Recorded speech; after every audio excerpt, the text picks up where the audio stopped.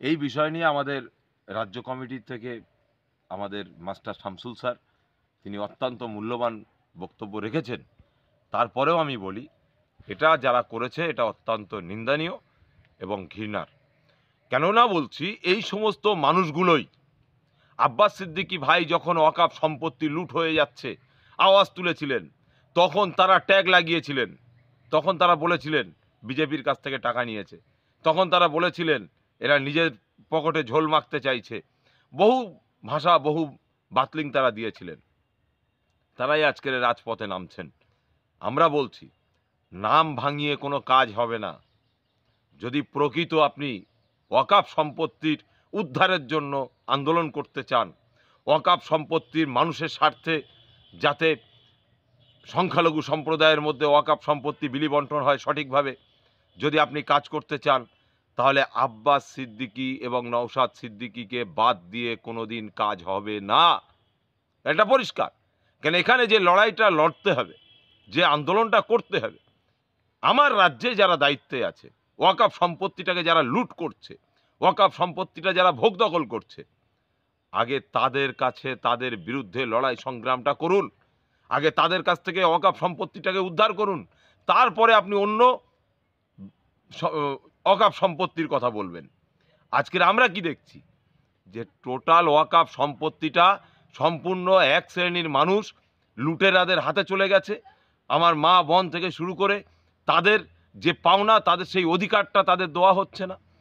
আজকের স্টুডেন্টদের যে অধিকার সেটা দেওয়া হচ্ছে না। আজকের গরিব মানুষ যে যার চিকিৎসার জন্য ওয়াকাফ সম্পত্তি ব্যবহার হওয়ার কথা ছিল সেটা হচ্ছে না। আমরাই বলেছিলাম ওয়াকাফ সম্পত্তির সর্বপ্রথম উদ্ধারের জন্য হাজার হাজার বিঘে সম্পত্তি, 22,000 বিঘে সম্পত্তি ওয়াকাফ সম্পত্তি, যে ওয়াকাফ সম্পত্তি পশ্চিমবাংলার মুসলমানদের মধ্যে যদি বিলি বন্টন করা হয়, তাহলে এদের বাড়ির কোনো সন্তান তারা অশিক্ষিত থাকবে না, কেউ মূর্খ থাকবে না। এদের বাড়ির সন্তানদেরকে তো এই ওয়াকাফ সম্পত্তি থেকে দূরে সরিয়ে না রাখতে পারলে বোম বানতে পারবে না, পিস্তল হাতে ধরিয়ে দিতে পারবে না, ভাইয়ে ভাইয়ে লাঠিচার্জ করতে পারবে না। এটাই তো, এর জন্যই তো রাজ্য সরকার লুটেপুটে খাচ্ছে। বিগত দিনে যিনি সরকার ছিলেন তিনিও লুটেপুটে খেয়েছেন, আজকে যিনি দায়িত্বে আছেন তিনিও লুটেপুটে খাচ্ছেন। খোদ মমতা ব্যানার্জি নিজে বলেছিলেন যে ওয়াকাফ সম্পত্তি উদ্ধারের কাজে আমি হাত লাগাবো। কোথায় গেল মমতা ব্যানার্জির কথা, বড় বড় ভাষণ? আজকের যে মা বোনগুলো ওয়াকাফ সম্পত্তির অর্থ নিয়ে তারা পড়াশুনো করতে পারত, তারা চিকিৎসা করতে পারত, সেগুলো তারা পারছে না। আমরা বলেছিলাম প্রতিটা বাড়িতে যে ভাইয়েরা শিক্ষার অভাবে ধুঁকছে, চিকিৎসার অভাবে ধুঁকছে, তাদেরকে শিক্ষা, স্বাস্থ্য, কর্মসংস্থানের ব্যবস্থা এই ওয়াকাফ সম্পত্তি থেকে করা হোক। এটা যাদের পাওনা তাদেরকে বুঝিয়ে দেওয়া হোক। এরা আজও পর্যন্ত দেয়নি। ওয়াকাফ বোর্ডের মধ্যেও যারা বসে আছে সব ঘুঘুর বাসা। এই ঘুঘুর বাসাটাকে যদি ভাঙতে না পারা যায়, তাহলে কোনোদিনই ওয়াকাফ সম্পত্তি নিয়ে কথা বলে বেকার লাভ হবে না। যারা আন্দোলন করছেন ভালো জিনিস, সাধুবাদ জানাই। কিন্তু আপনারা যেমন কেন্দ্র সরকারের বিরুদ্ধে বলছেন, বলুন, আরও বলুন, আমরাও বলছি। কিন্তু আমরা এটা পরিষ্কার বলতে চাই, কেন্দ্র সরকার, রাজ্য সরকার, দুটো সরকারই ওয়াকাফ সম্পত্তিকে লুট করছে। বিশেষ করে আমার রাজ্য সরকার ওয়াকাফ সম্পত্তি বেশি লুট করছে। অতএব এই রাজ্য সরকার ওয়াকাফ সম্পত্তির নামে যে নাটক শুরু করেছে, এনআরসি নিয়ে যে ভণ্ডামি শুরু করেছিল, ঠিক ওয়াকাফ সম্পত্তি নিয়ে কেন্দ্রে বিল পাশ হয়ে যাচ্ছে। এতগুলো এমপি থাকার পরেও কেন্দ্রে বিলটা পাশ হয় কি করে? ওই নাটক করে মুসলমান দরদি সেজে লাভ নেই। যদি প্রকৃত মুসলমান দরদি হতে হয়, ওয়াকাফ সম্পত্তি পুলিশ প্রশাসন আইনকে দিয়ে আগে উদ্ধার করা হোক, করে মুসলমানদের মধ্যে বিলি বন্টন করা হোক, তাহলেই আমরা বুঝবো হ্যাঁ মুসলিম দরদি। হিজাব লাগিয়ে ইফতার মজলিসে যে এই নাটক, এই দ্বিচারিতা বন্ধ করুন। কেন এই দ্বিচারিতা বাংলার মানুষ আগামী দিনে আর মেনে নেবেন না। মানুষ বুঝে নিয়েছে যে রাস্তায় আপনি আন্দোলন করছেন ওয়াকাফ উদ্ধারের জন্য, আর কেন্দ্রে যাদেরকে আমরা ভোট দিয়ে পাঠিয়েছি ওয়াকাফ উদ্ধারের জন্য, তারা ওয়াকআউট করে দিচ্ছে, অধিবেশনে যাচ্ছেই না। এর দ্বারাই কি বোঝায়? পুরো আপনাদের সেটিং। এই সেটিং বাংলার মানুষ বুঝে গেছে, বাংলার ওয়াকাফ সম্পত্তির মালিক যারা তারা বুঝে গেছে। অতএব আর এই ভণ্ডামি আর এই নাটকগিরি আগামী দিন চলবে না। অতএব এই নাটকগিরি অবিলম্বে বন্ধ করতে হবে। সেজন্য যারা আন্দোলন করছেন তাদের উদ্দেশ্যে বলবো, আসুন আমরা সকলে একসঙ্গে, এক ডাকে, এক বাক্যে একত্রিত হয়ে, ঐক্য হয়ে আন্দোলন সংগঠিত করি এবং ওয়াকাফ সম্পত্তি উদ্ধার করি। ওয়াকাফ অ্যাপার্টমেন্ট বিল বাতিলের দাবিতে আমরা এক হয়ে কথা বলি। শুধু কেন্দ্র সরকার নয়, কেন্দ্র এবং রাজ্য উভয়ে দায়ী। উভয়ের কাছ থেকেই এই ওয়াকফ সম্পত্তি উদ্ধার করতে হবে। যদি না করতে পারি, আগামী দিন মুসলমান সমাজ যেমন পিছিয়ে যাচ্ছে তেমন পিছিয়েই যাবে। জেলের মধ্যে থাকবে, হসপিটালে থাকবে, কারাগারে থাকবে। তারা এই জেলের মধ্যেই ধুকে ধুকে মরবে। বোম বন্দুক পিস্তলের রাজনীতি, এটাই তারা শিখবে। এখন যারা ওয়াকফ নিয়ে মুসলিম দলদি সেজে মুসলিম নেতারা সভা করছেন, ভবিষ্যতে তাদের আমাদের এই রাজ্য সরকারের মঞ্চেই দেখা গিয়েছে। সেটাই তো বলছি, এরা ভণ্ডামি।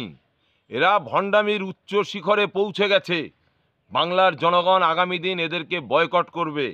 সেজন্যই এরা দেখছে যে ওয়াকফ নিয়ে আমরা যদি কিছু কথা না বলি তাহলে আগামী দিন আমাদের আর অস্তিত্ব থাকবে না।